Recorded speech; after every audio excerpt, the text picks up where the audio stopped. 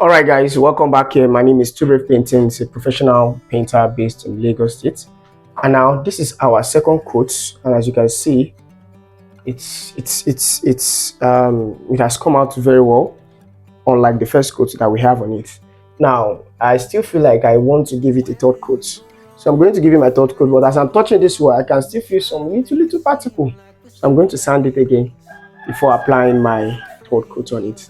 You see, reason why you should never undercoat yourself if you really want to deliver the best job, because you are going to go through a lot of process, right from treating the wall, priming the wall, before after priming the wall, skimming the wall.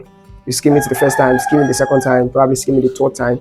After skimming, you sand it. After you sand it, if there's any places you need to refill again, you refill it. After refilling it, you prime it. After you prime it, you give it the first coat. After first coat, you sand it. After sanding it, you give it second coat. After second coat, you sand it. After sanding it, you give it third coat. A lot of process. Do you understand? And trust me, at the end of your work, there's going to be a very huge difference from your own work with someone who just rush the printing process. Please take note of these processes and put it into action while you're painting. So we're going to sand it. It's just a minor sanding, just to make sure we remove this particle from the wall.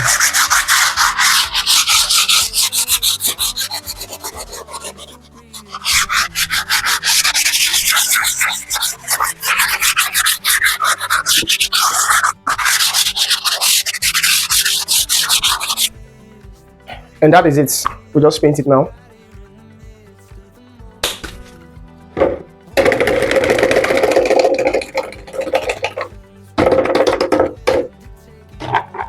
Like I said, never ever dip your roller into the paint. There's a way you take your roller to the edge of the paint inside the bucket.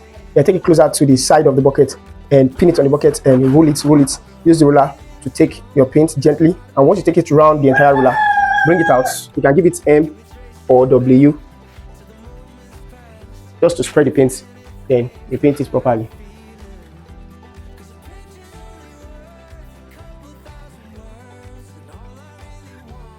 Make sure there are no particles while you're painting.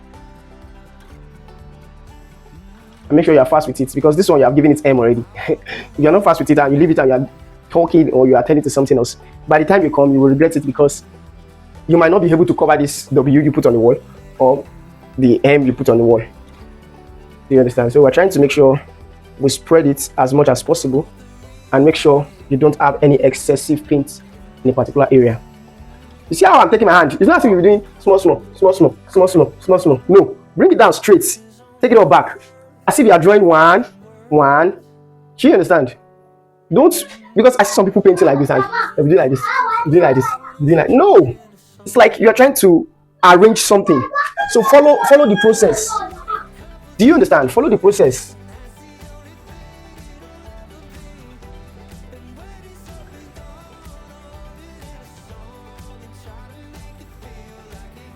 You see, take it up, take it down.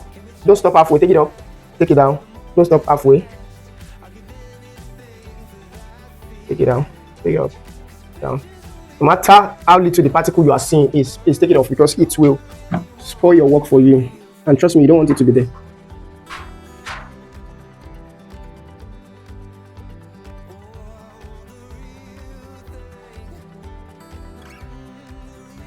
And we are done. This is my third coat, and I think I'm satisfied with the result I have now. And all I just need to do is wait for it till it dries. So I just want to do a recap of the entire process. The first thing we did was to check the wall. If the wall is affected by water, any area affected by water, treat it first. If it's something you have to treat with damp shield, treat it. If it is something an external person will have to treat, maybe a plumber, let them treat it first before you start your skimming or your painting process. So once that is done, you check the wall that the wall is okay, then you can apply your primer to the wall. And after applying your primer to the wall, then you can skim the wall. After you skim your wall, you know how it goes. You skim it first, skim it second coat. Then if you are still not satisfied, skim it the third time. After skimming it, you allow it to dry. And in between the skimming too, you allow it to dry before you skim. Then after that, you sand it. After you have sanded it, that is after the skimming has dried properly. You sand it. After you sand it, you've sanded it, then you put your primer to it. If it is cement you use, you put your alkaline resistant primer. If you are using putty, screening putty, you use your normal sealer, your primer sealer to prime the wall. Then if you cannot get primer, like I told us earlier, there's a way you can improvise. part of the satin or the silk you want to use, or just try to get a satin or silk. You mix it with water, not too much, please, not too much. For a 4 liter, you can put 8 liters of water into it, or 8 liters of water or 6 liters. Then you mix it properly, use it to prime the entire places you want. If it is very, very big, you can buy 8 liters and put 12 liters of water or 18 liters of water into it. Then after you're done with that, that is improvisation if your client cannot get a primer. Then after you're done with that, priming the wall, then you put your first coat. After you apply your first coat on it, especially if it is a painting, there will be particles on the wall because dust will blow little sand on the wall, either you're working inside or outside. So once you're done with your first coat, you sand it. That is after it has dried. You sand it, then you give it a second coat. After you're done with your second coat, touch the wall. If you are still feeling any particle on the wall, resand it again. And this works for both satin and matte.